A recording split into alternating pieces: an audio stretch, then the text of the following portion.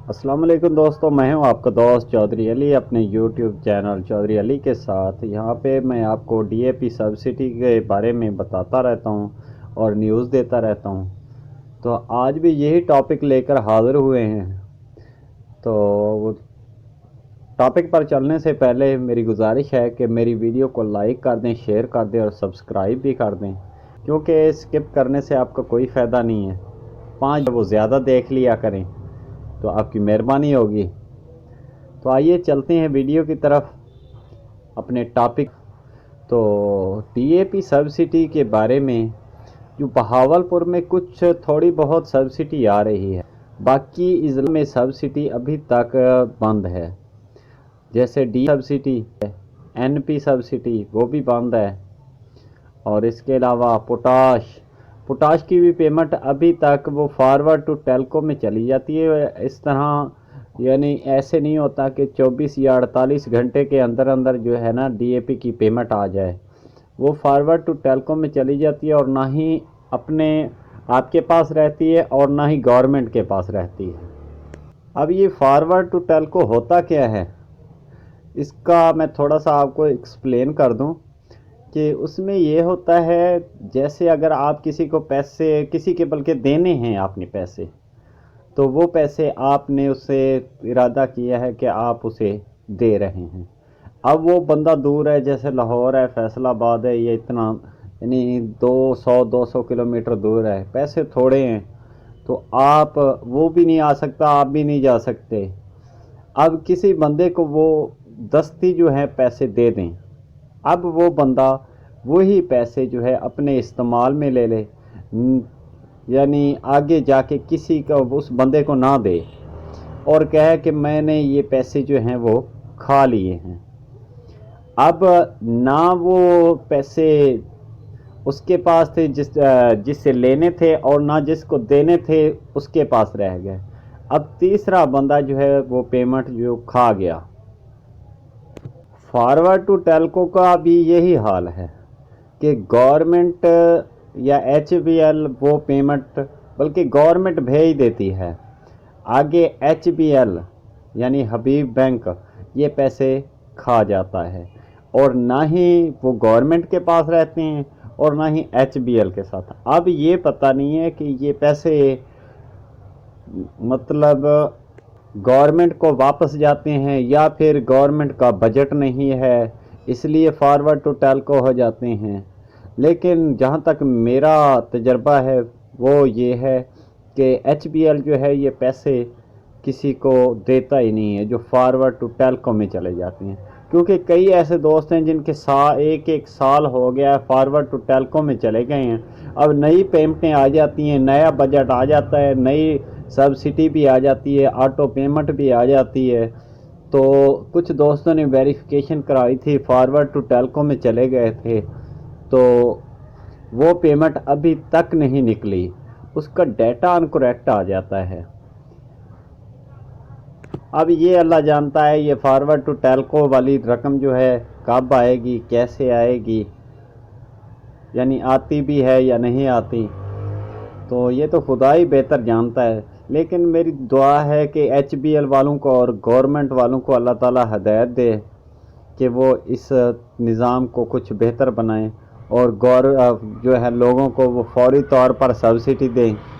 अगर ये सब्सिडी किसान तक नहीं पहुंचती, आप खुद ही देख लें कि ये 3700 3800 की डीएपी की बोरी थी, पहले 34 35 33 की भी थी, अब जो है वो 55 5600 तक पहुंच गई है। अब ये 500 जो हैं हमसे वसूल कर लिए हैं, यानी ये सब्सिडी हमारे खाते से निकल चुकी है। हमने डीएपी भी ले ली, उसकी सब्सिडी यही समझ लें कि अदा भी हो गई बोरी के ज़रिए। अब वो हमें वापस जब देने की बारी आई है तो ये सब्सिडी जो है कभी साल लग जाता है, कभी 1.5 साल लग जाता है, कभी 2 साल लग जाते हैं। तो ये हाल है हमारी गवर्नमेंट का। तो इसलिए गवर्नमेंट से इल्तमास है कि वो इस सब्सिडी को बेहतर बनाए और किसान को है 24 घंटे के अंदर डीएपी सब्सिडी अदा की जाए। 24 नहीं तो 48 दिन या 4-5 दिन में अदा कर दी जाए। اب یہ پوٹاش کی پیمنٹ پہلے زبردست آ رہی تھی، 24 یا 48 گھنٹے کے اندر اندر آ جاتی تھی۔ اب حال یہ ہے پوٹاش کا کہ وہ بھی فارورڈ ٹو ٹیلکو میں چلی جاتی ہے، اب وہ پیمنٹ بھی نہیں آتی۔ اب پتہ نہیں یہ سبسڈی اگر ایسے ہی دینی تھی تو دی کیوں ہے؟ اگر لوگوں تک پہنچانی نہیں ہے تو یہ سبسڈی لوگوں کو دی کیوں ہے؟ کیسے یہ لوگوں کے ساتھ مذاق بنا رکھا ہے میرے خیال میں تو۔ محکمہ زراعت کا ایک محکمہ بنا ہوا ہے، اسے بجٹ بھی آتا ہے، گورنمنٹ اسے دیتی بھی ہے، لیکن یہ محکمے والے پتہ نہیں کیا کرتے ہیں، کیسے یہ بجٹ دیتے ہیں، کیسے کھا جاتے ہیں یا کیا کرتے ہیں، یہ اللہ بہتر جانتا ہے۔ لیکن ان سے التماس ہے کہ ہر 2 مہینے بعد یا مہینے بعد جو ہے وہ پیمنٹ آٹو پیمنٹ جو ہے وہ سٹارٹ کریں اور ویریفیکیشن بھی سٹارٹ کریں۔ اگر فیک جو کاشتکاروں کا مسئلہ ہے، اگر فیک ہیں بھی تو ان کا ویریفیکیشن کے لیے کرنا چاہیے۔ اگر ان کی زمین وغیرہ سارا کچھ ہوگا تو آپ کے نمائندے جو ہیں، فیلڈ اسسٹنٹ جو بیٹھے ہوئے ہیں یا محکمہ زراعت میں جو افسران بیٹھے ہوئے، وہ ان کی تصدیق کر کے وہ سارا کچھ جو ہے ڈاکومنٹ لے کے تو وہ ویریفائڈ کر دیں۔ اگر فیک ہوئے تو وہ ویریفائڈ کرا ہی نہیں سکیں گے۔ تو اس لیے گورنمنٹ سے التماس ہے کہ وہ اس مسئلے کو حل کرے۔